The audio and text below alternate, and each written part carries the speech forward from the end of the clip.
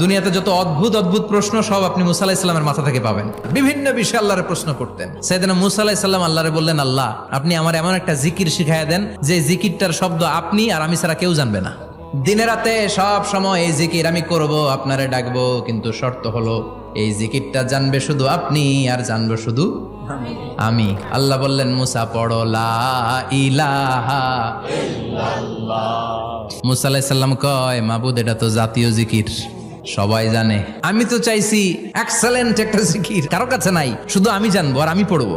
আল্লাহ বললেন, মুসা এই লা ইলাহাকে যদি এক পাল্লায় রেখে দাও, তাম বিশ্ব, 7 আকাশ 7 জমিনটারে তুলে যদি তুমি আরেক পাল্লায় রেখে দাও, লা রাজাহাত কাফাতু লা ইলাহা ইল্লাল্লাহ, মুহূর্তের মধ্যে লা ইলাহার পাল্লা ভারী হয়ে যাবে।